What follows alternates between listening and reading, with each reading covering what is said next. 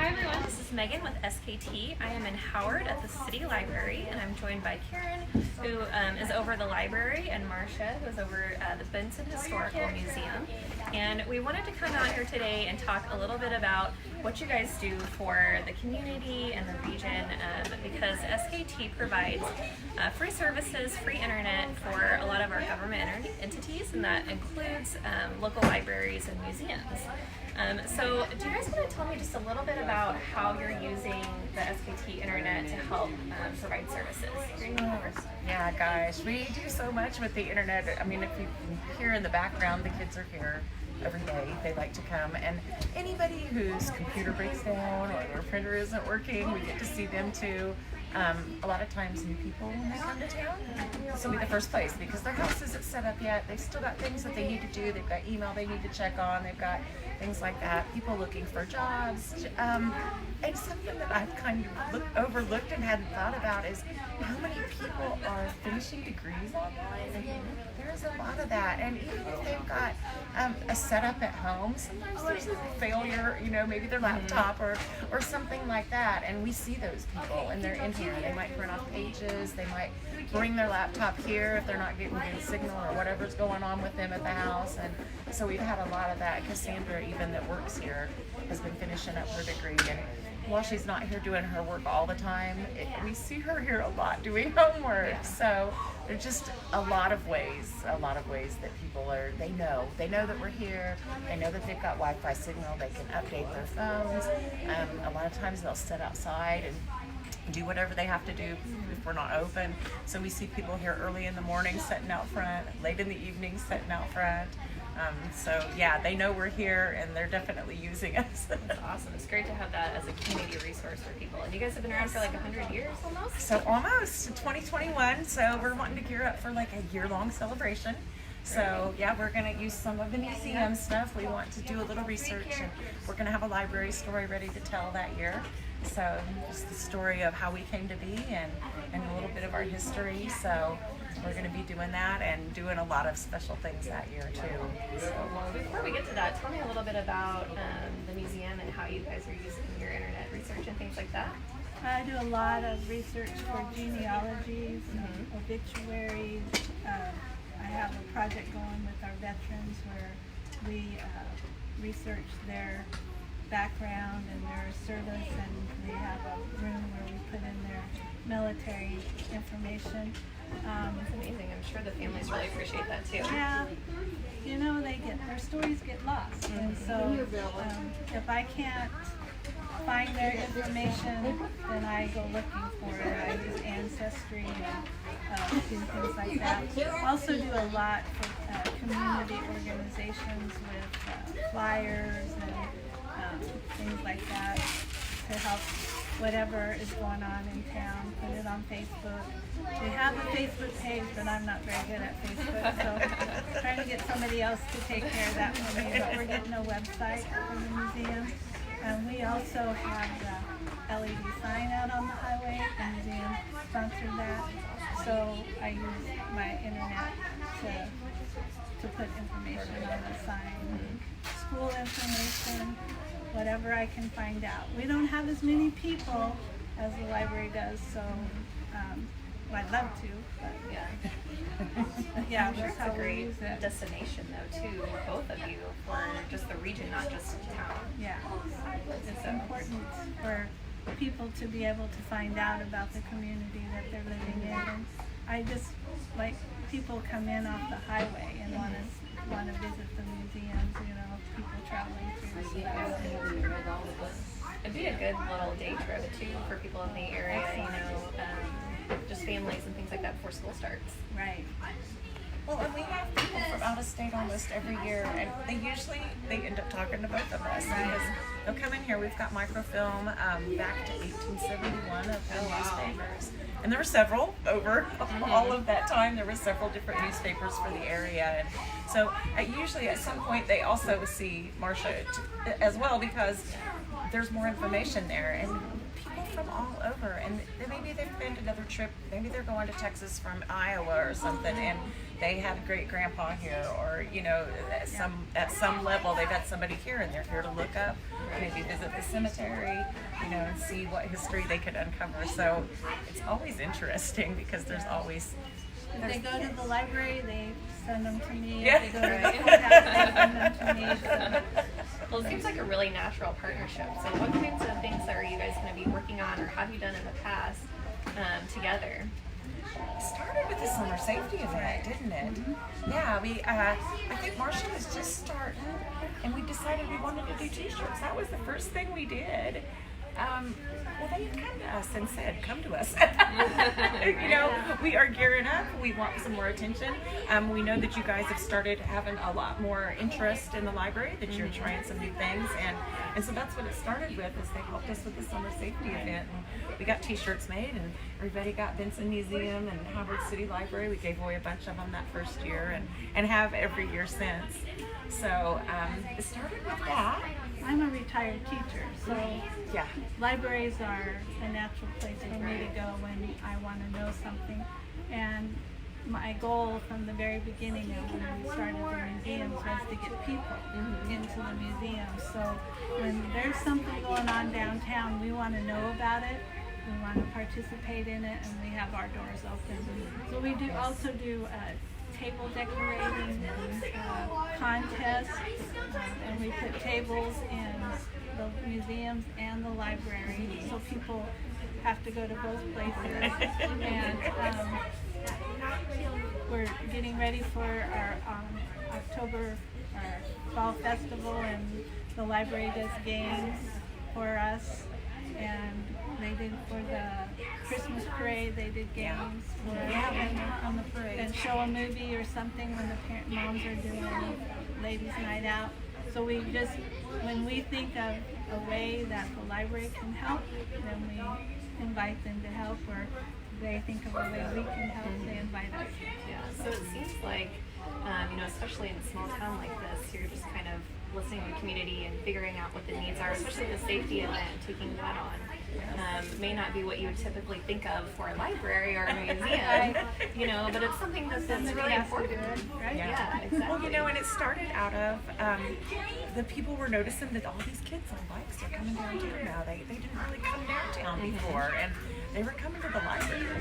And some of the people were worried because they said they're coming down here where there's a lot of traffic, and that's how the safety event got started. Was we thought we would just do a program on bike safety, and then it just kind of turned into, there was all these community people that had something to offer, you know, the pools involved, the emergency services at the courthouse, and so Farm Bureau, the Corbin Juniors, right, with the Bob with the safety dog, comes every year, well, when he can. There was flooding this year, so just things that were, you know, and all of our law enforcement comes and they show up for that, and the ambulance, and you know, it's just a fun time. We tell the kids to bring their bikes, and we've done an obstacle course a couple of years, and the sheriff would do this little safety presentation for the kids. And check so the bikes out, the make bike sure their safety tires check. are aired up right. They can all run through that. So we use our businesses, and our bank helps do something, and the chamber cooks food, and you know, it's just a fun time. Yeah, everybody pitches in, and we have a really nice evening. So 4 years, we've been rained out once. So In the middle of it. it's May in Kansas, Right. so yeah, no. So I think I heard that you guys are also doing like a camp together. Okay. Yeah, so there's 21st Century Camp at the school. So they go 3 weeks in June and 3 weeks in July. And so the first year, I don't know, we were involved the first year. And then we reached out because the kids, you know, they have all this stuff. And they were reaching out for a connection with the community as well. So Marcia had kids yesterday and today. We do activities with them. Yesterday I had the 6th, 7th, and 8th graders. We went out and did history in the cemetery, which was a really good time. And then this morning, 2nd and 3rd graders, and tomorrow 4th and 5th graders. And then Karen will have kids in here with a book club. They had the book club come, and then we had kindergarten, 1st graders in June, 2nd and 3rd graders in July on a day. Dana Denton does a 2nd grade field trip here every year also. So she brings them in and does like some activities with them and a presentation and everything. That's always fun because they've been here. So when they come back for camp, I know this place, and they know, so they were really good at the scavenger hunt that year because she'd already showed them everything. So It's fun to have them coming back and getting to know their faces. it is. It was a lot of fun. And it's important for the museums because our goal is to connect the past with the present. So it's really important for us to have kids in the museums, and it's not a natural place for them to go, but once they've been in the museum, then they're like this and that, and they get excited about it, and then hopefully they bring their families back. Well, and it's important to keeping that alive too, keeping the museum going and the library going and things like that, to being able to kind of help them grow up in that environment with those kids. And this is a community of people that have lived in this area for a long time, and so their grandparents might have something in the museum, or their parents or whatever. So it's a good thing for them to talk about at home too. It does seem like there's just a lot of focus on our kids in this community at this point in time. The schools are reaching out and wanting to strengthen connections with the community, and we were the same way. We really wanted the kids to see a library as someplace that's welcoming to them, and that we have something to offer here. And that was our goal when we started making goals, was let's start with getting more kids in the library, and the families would follow, and it has. Right, and that's how it's worked with the museums too. When I get kids in the museum, then they'll bring their folks, and they'll show their folks around. Yeah. Right. So tell me a little bit about, I know you both have some other kind of projects going on. You got the mural. Tell me a little bit about that. Well, it just started as somebody said we should paint a mural on the side of our Gregg Memorial Building, and then the next week this Christy Hubble-Robert, who is a native of Howard, put on Facebook that she wanted to know if there was anybody interested in painting a mural. So it came together, and it's amazing. It has the bank building, it has all kinds of iconic things, memories that people have about Howard, and I've never seen anything like it anywhere else. We're going to dedicate it on August 3rd. They're going to be finished, and they're all going to go back to their lives. We have 5 painters. They're all going to go back to their lives, and we're going to have a permanent dedication to our community. It's buildings and people and events, and it's really, really exciting. And I can't wait for people to see it with the scaffolds and the tarp on, and see it in all its glory. We've all been peeking at it. Yeah, right? Yeah. So the dedication will be August 3rd at 4:30 at the Gregg Building. Well, that's exciting. Okay, so tell me, you got summer reading program, right, that you just wrapped up? Summer reading wrapped up.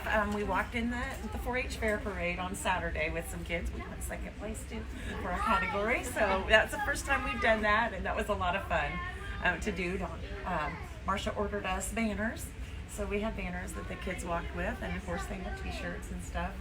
And we did some alien headbands and stuff. We did some costume making beforehand, so they were happy with what they were walking in. So that was a lot of fun. We're going to have adult summer reading for the next month, so we're getting our prizes and stuff out right now, so to get ready for everything they can get.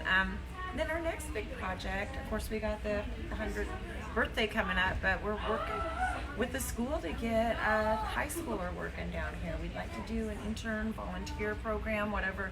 We're still in, working out the details process, but that was something that we really wanted, hoping to bring some of the young eyes down here, a little bit of that teenage stuff. And honestly, we think they could probably help us with some of the tech stuff. So always things that they know about. They do. Especially because a lot of them grew up with that technology. And they're just so plugged into what's coming, and what's around the corner. And that's things that I don't always see. I feel like I'm trying to catch up with what I missed already. So, trying to learn what maybe I should have learned already. But so we're really looking forward to that. So it's a really great program, and it'll be a good experience for them too, I'm sure. Well, that's all it's awesome. It's nice when you come from a small town to have something more on your resume than just the typical little jobs that you can get sometimes. Yeah. Right. So we're hoping that will to work with the schools. It is. They are wonderful to work with. Yeah. So, yes. Is there anything else that you guys wanted to tell us about or let people know about? This? We just want people to come. We do, yeah.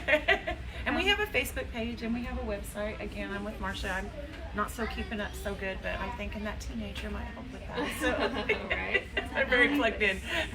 The goal of that LED sign is to advertise the museums, but also we have community events on there. So whenever there's something going on in the community that I know about, we put it on the sign so people can know about it. So it's a really, I hope, a really helpful way to keep people informed, and the people on the highway see it too. So we aren't That's right. just a sleepy little community that they're driving through.